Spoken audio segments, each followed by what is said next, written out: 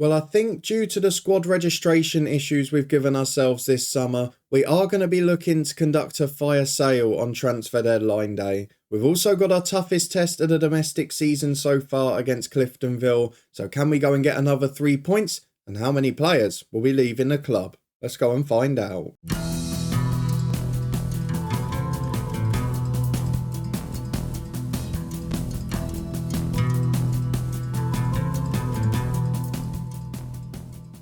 Yes, hello and welcome along to part 64 of this Build a Nation story, Lifting Spirits with me, Daniel. We are back with Distillery today for transfer deadline day as we try and eke a few of those that we can't register out of the club.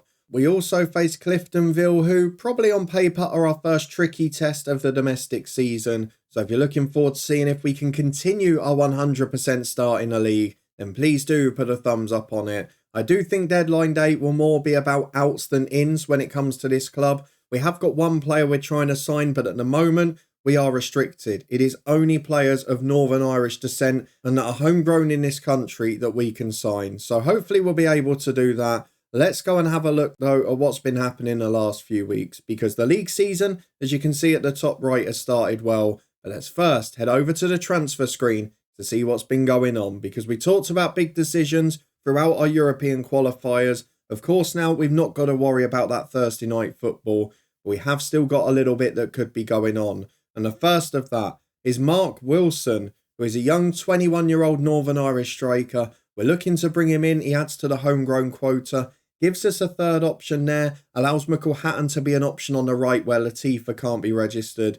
And Mark Wilson is pretty good, I would say. Came through as Southport, Chester and Crewe, but crucially has been trained in Northern Ireland. He's a left-footed striker. He's pretty good and he fits our profile all right. And I might even retrain him as a left winger. But physically really good.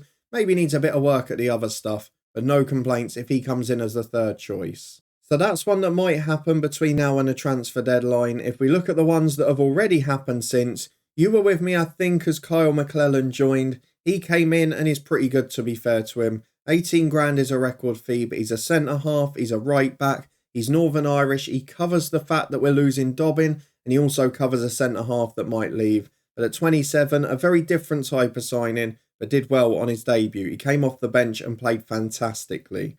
In terms of the outs, though, we've seen that Ethan Ross has rejected a move away, and if we get the unavailable players back in here, it is pretty tricky because Ross is on the transfer list. We've also got Dobbin and Latifa, who we can't register. We've then got Shay Lucas, who's going to be leaving at the end of the calendar year.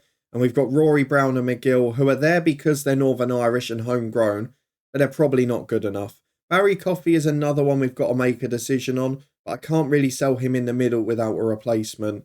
So it's a little bit of a mess we've got ourselves into. We needed to be more careful with those rules. And really what we need to find is one or two more Robert Burns, who can just come in and be good squad players and a Northern Irish homegrown. But unfortunately for us, that hasn't happened at the moment. So we've got to go and get into our first game today. It's a very important one against Cliftonville because if we look at the schedule, we played 2 league games and we played well. 2 clean sheets, 5 goals, 2 victories. We started with a 4-0 win at home to Dungannon. McElhatton got a hat-trick by the 50-minute mark. We then went down to 10 men because we made all of our subs to rotate people. Of course, it had only been 5 days since the Nurkopin defeat. And then Morgan Griffiths got injured, so I just took him off. We still scored another, Cameron Cooper with a penalty, both strikers off the mark on the opening day. A 1-0 win at Portadown followed. Curtis Bell scored that goal. It was a really dominant performance again, and Cliftonville at home, minus Ronan Hale, who's one of their stars, we know is going to be a much easier test than it could have been. We've had some epic battles with them. A lot of our games are close. I wonder what's going to happen today. We've got Tobermoor United and Ballyclare, lower league sides in the cups. We can now think with his squad depth about going big. And if there are any of those backup players we don't get to sell, we can still play Ethan Ross in the cups. We can still play Dobbin. There's no restrictions in them. So that might work out a bit better for us. Give us a stronger squad in the cups without meaning to.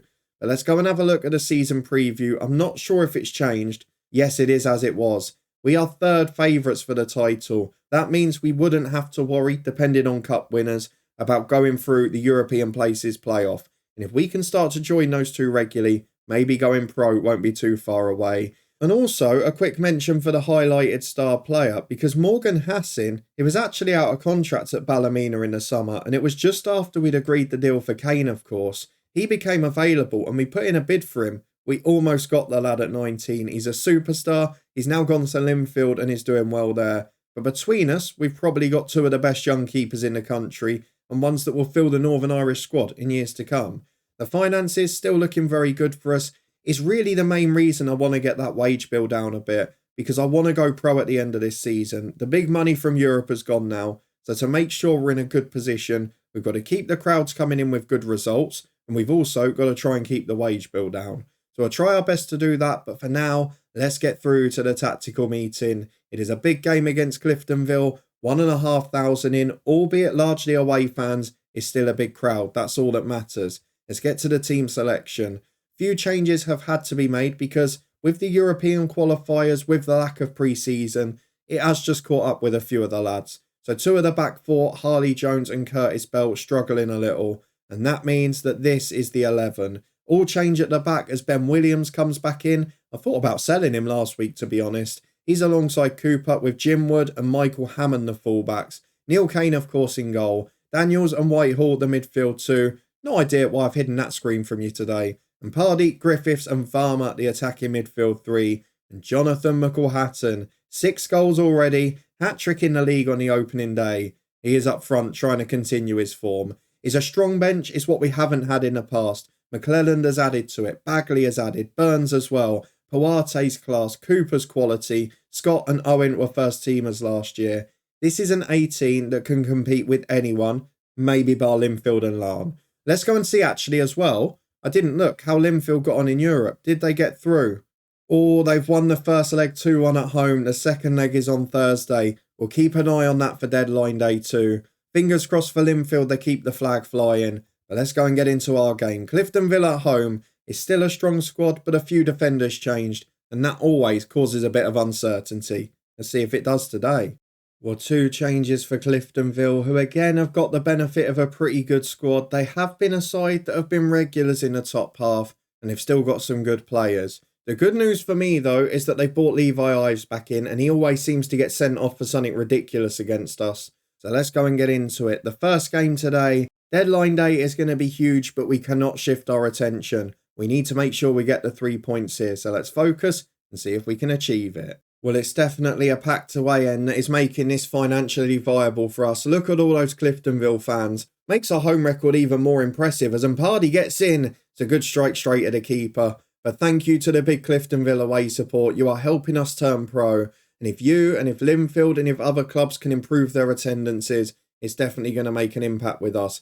Give them the whole ground, I don't care. I'll play every game like an away game if we can go pro. The good news is, on the pitch, we've built a team that's competitive. So hopefully, for the most part, it won't have an impact. The stands, they can be that 12th man, but we've got quality, and I'm hopeful that'll be enough.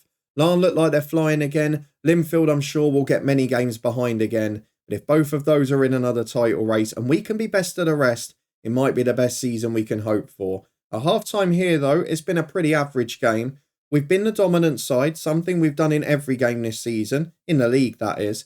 We've not been able to push it on, so I might do what I did against Dungannon and go positive. It has worked largely this year. We've got better defenders for the most part, and we don't need to do it now because Ben Williams back into the team, not a regular starter now. He rises at the back post. It's a cracking header. And although we're going to have to make difficult decisions in the next year on players like him, he is scoring crucial goals at the moment. As Hammond on the left, maybe that will unlock the door. If Cliftonville come out now, the space should be great for us. Back to Daniels again. What a player he is. Releases Varma on the left. Good football to the byline. Cross into McElhatton. 2-0. Game over. We are definitely one of the big sides in this league now. On the pitch, we've got a quality team. The big question really is whether we can get pro and build our reputation before these players force their way out. Because if we do, what is 30, 40 grand a player at the minute will probably become 300, 400 with sell-on clauses. That will make a difference to the future. Jake Cooper is on a yellow and he's also struggling for fitness, so Ben Owen will get a run out for him. We know he's good enough at this level. Morgan Griffiths, we've mentioned his injury struggles. On comes Poate, and Pardee moves into the centre role to make that possible. Poate on the right wing. Hammond at left back's not been great. I'm not going to do anything with that for now. We've got 25 minutes. We're 2-0 up. Let's leave it at 2. We'll make more in a moment. I've got to say, as we head into the final 15, I'm a bit less worried about fitness this week because we've got those 2 cup games coming up. We can rotate a bit, but I am going to bring McClelland on for now. Which way round are him and Williams better? That way round. McClelland will stay right back. That's where I originally signed him for. In midfield, want to give a rest to one of those 2. Normally it's Sean Daniels because Robert Burns, good young player coming on, and he's someone who is improving already in training, which is great. The final change, do I take McElhatton? Do I take maybe Mpardi or Varma? I feel like I should bring on young Lewis Scott. He's still got room to improve. So Varma, you have a rest. We've got 15 minutes left. We're 2-0 up. It's been a really good performance. Again, dominated the stats, still dominating possession, preserving fitness and making sure we don't offer a route back into games. We're starting to look like we can do what Lana Linfield do, which is play averagely, control a game and win by 2 or 3. And that is a sign of us becoming a top team. I'm so impressed with the squad depth. I know we're struggling with the wage a bit. If we can get a few of those out, we'll be in great shape. That's the best they can muster. I think that's their first attacking highlight we've seen, and it remains the only one. A really exemplary, comfortable league display. This is what our season is becoming now, and I'm very happy with it. We keep producing like that, bar Lan Linfield and maybe Coleraine, we are going to be dominant this year, and if it's a comfortable 4th or a push for 3rd, I'm a happy man either way. Let's go and see how Linfield get on Thursday night, whether that young striker joins the football club, and if we can clear some of the wage bill before Friday night's deadline. It's going to be important for the future going pro, so let's hope 1 or 2 get desperate and start signing players. Well, big news out of Thursday night football, and it is Linfield who in extra time get the job done. They equalised with a late penalty on aggregate as well, so they only just made it to extra time. But from there, they've made it count again. Loads of money coming into the club. Everything's improving behind the scenes. Look at the facilities now, looking fantastic. They've got a stadium ready for Europe. I'm interested, actually. What attendances are they getting? 8 or 9,000 in the European matches. 15,000 against Derry City. That's cracking stuff. Fair play to them. I just realised they played the same side twice. They beat Partizani in the Champions League, early doors in the first round. Then they beat the same side in the Europa Conference qualifier. Let's see who they get in the draw tomorrow as well. We'll make that part of our deadline day. But for us, it's about getting players out. Well, our Linfield match has been rearranged. They've got Copenhagen that week, which is a slightly bigger match for them. They face Copenhagen, Zoria, Topol, who they might be able to get a result against. That's at home. Aberdeen away, Slovan Bratislava, Vasas at home. So you could argue there's a couple of winnable home matches there. That might be interesting. But for us on deadline day, there's a lot of work to do. We're still waiting on that striker. It'd be on non-contract terms, so it's nothing in terms of wage commitment. But we've got to try and get people out. I'm not sure whether it will happen. There's a few that I wouldn't mind selling, but let's just do the usual. We're going to offer most of them out on loan. Just try and push them out of the club before the deadline and get the wages paid. So Ethan Ross will be the first one. Daniel Dobbin will be another one. He's going to be offered out on loan for 100%. And already you can see that's 300 quid a week. Add in Latifa, which makes it, 450? That's most of what we're over by. So it does make the big difference for next year. Let's get him out as well. Even that for $2,000 a month over a year, 25, 30 grand. That's the difference between what we're losing at the moment and breaking even. It could be huge. If we get them out, we might go for Barry Coffey as well. But for now, 3 players offered out to clubs. Let's hope we get some interest. Let's hope we get some offers. If not, we could be a bit inflated for the rest of the season. Well, absolutely nothing has come in. No interest, no sign that anyone's going to make an offer, no permanent interest either. So it looks like we're going to have a very strong cup team. Who was that player, by the way? 22-year-old from Larne. He's a very good player mentally and physically, but technically he's not great at all. Could have been arguably the Barry Coffey replacement, but I'm not sure that for the long term that's going to be right. He does come through in Northern Ireland, was at Banbridge early in the save. First year, actually, he came through in the intake. But he's not the answer, is he? Let's be honest. Particularly with these players not going out, it doesn't really matter. The squad registration, we've only got 19 of the 20. But of course, you don't have to register under 21s, thank God. And you have to have 8 trained in Northern Ireland. Now, we've only got 7. So I can't add any of these guys back in because they weren't trained there. And next year, In a couple of years, actually, this will be alright because Hammond and Griffiths and Scott will come through, and at 21, they'll be homegrown at the club. They'll have had 3 years training in Northern Ireland or with us. The rest of them, though, for now is a problem, and at the moment, I don't see who we get out. Nobody's wanted, so I think we're going to have some tough talks because they're going to be good players that aren't registered. But at least Ross as a backup keeper, his main thing would have been playing the cup games. He can still do that. Latifa and Dobbin are emergency backups, but again, it's a nice bonus for the cups too. So let's just go and confirm the selection. It looks like it's going to be quiet. If there's any news, I'll come back to you. For now, I don't think there's going to be much business today. Well, it's lunchtime and we do have a couple of bits of news, which is interesting. The first one, and shows how well we did to get 60 grand earlier in the save. Dylan McLean has left TNS for Livingston, £14,000. We get 69 quid out of that. Could have been a little bit better, couldn't it? No idea what he's like now, but a very good player for us, and he deserves all his success. So fair play to the lad, and well done to him. Played in Europe, now he's off to Livingston. They are Scottish Premiership in a loaded league, so he must be some player by now. The other bit of news is that Mark Wilson can come in. Now, he can be the 20th player in the squad because he's homegrown in the nation.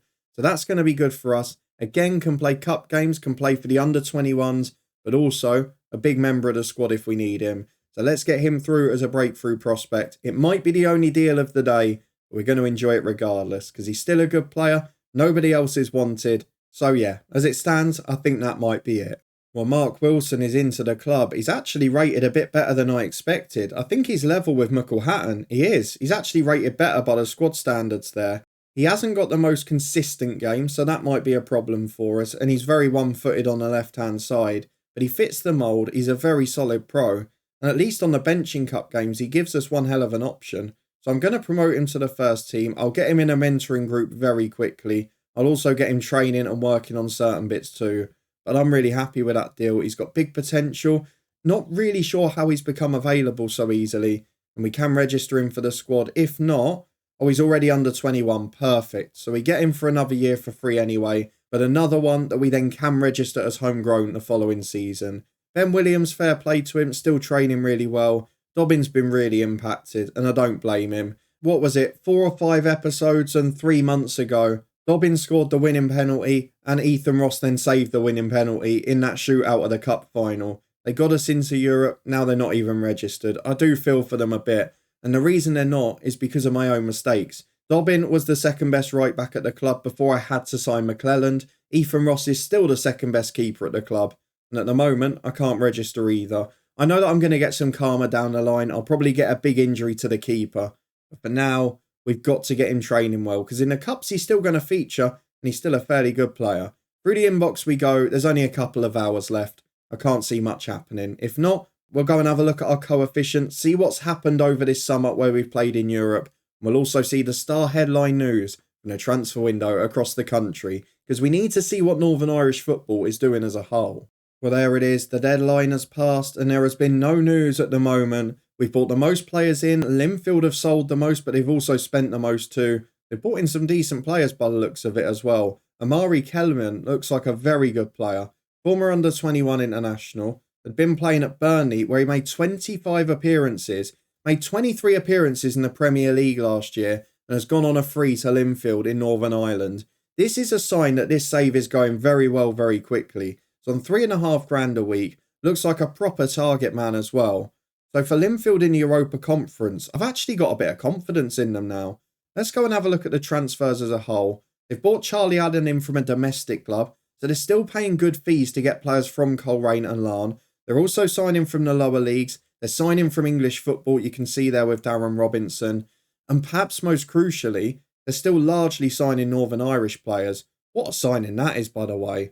Some really good footballers coming into this country and moving to the top clubs. So I'm really thrilled about that. Let's go and have a look at the window as a whole. Larne signing a player from Kilmarnock in Josh Davison, who again, pretty good striker at 29 years of age. Then loads of free agents that are really high quality. Morgan Hassin we mentioned, could have gone abroad, had interest from Scotland, had interest from us too. Chose to go to Linfield, big sign for us. Lots of other players improving the nation too. Lots of loans coming in, largely within the country. I'm really pleased with how we're progressing as a nation, because that's the bit that was missing in that Bangor City save 2 years ago. The transfer deadline leaves us with some problems. We're not going to worry about the registration. They'll feature in the cups and I'll make sure of it. But for now, let's go and have a look at the coefficient. How has Linfield's improved this year? And what have we done to ours? Because it's the first time we've been able to feature. The Nation Club coefficients for Northern Ireland. As it stands, are we moving up this year? A little bit, but not a huge amount if we're being honest. Most of the others doing similarly to us. So probably depends on Linfield getting results again. Come on, do us all proud. In terms of the club coefficients individually, we go and have a look at Northern Ireland and where we might move up to. So, Linfield will be having a good year again. They've already got 2.5 points on the board. Larne got 2, we got 2, Ballymena 1.5. So as it stands next year, we'll be going up a little bit. That's going to be important. We need to try and do that 2-3 years in a row. And if we can, it may take us to the next level. But with all the extra leads we're loading in, with all the extra detail level we're loading in, I would imagine it's going to get harder in Europe rather than easier until we win the league. Once we get to Champions League qualifying, a bit like Linfield, I could probably see us making it most years through the Champions path. But then can Linfield make it without us? We need them in a strong position too. The other clubs still improving. Linfield about to lose a big year though. So they need to get 2 or 3 wins in this group stage. Let's hope they can do it.